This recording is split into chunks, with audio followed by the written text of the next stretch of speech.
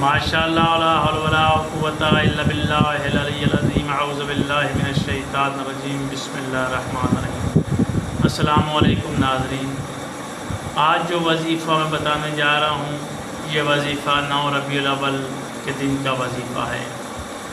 یہ بہت ہی بہترین وظیفہ ہے اور یہ عام وظیفہ نہیں ہے۔ حضرت امام جعفر صادق علیہ السلام سے یہ منسوب وظیفہ ہے۔ امام فرماتے ہیں کہ لوگوں، اگر تم اپنے گھر پہ اللہ کی رحمتیں چاہتے ہو، اگر تم اپنے گناہوں کی معافی چاہتے ہو، اگر تم کسی مشکل میں اپنے گناہوں کی وجہ سے کسی مشکل میں پھنس چکے ہو، تو اس مشکل سے نکلنے کا طریقہ میں امام جعفر صادق علیہ السلام بتا رہا ہوں۔ اپنے صحابہ کو جو ان کے پاس بیٹھتے تھے ان کو امام فرما رہے ہیں، اور وہی وظیفہ میں آپ تک لے کر حاضر ہوا ہوں۔ جو وظیفہ میں بتانے جا رہا ہوں یہ 9 ربیع الاول کے دن کا وظیفہ ہے۔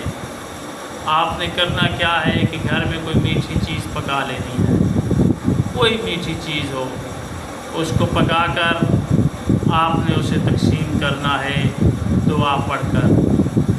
انشاءاللہ اللہ تعالیٰ مرحومین کی مغفرت فرمائے گا اور آپ کے گھر پر بھی خصوصی رحمتیں نازل ہوں گی۔ امام فرماتے ہیں کہ 9 ربیع الاول کا دن عید کا دن ہے، جسے عید شجاع کہا جاتا ہے، یعنی کہ یہ بہت بڑی عید ہے، اہل بیت کی رہائی کا بھی دن ہے، اور پھر عید شجاع ہے یعنی کہ خوشی کا دن ہے۔ اور اس دن امام فرماتے ہیں کہ میٹھی چیز پکاؤ اور اس پر سورۃ فاتحہ اور سورۃ توحید کی تلاوت کرو۔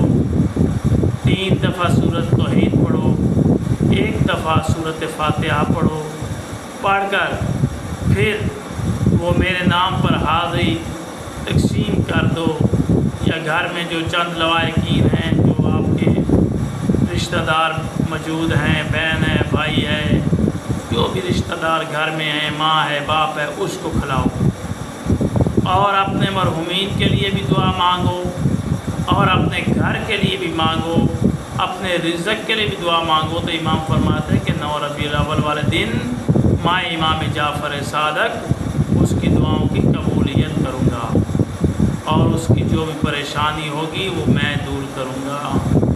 یہ اتنا بڑا وظیفہ ہے 9 ربیع الاول کے دن کا۔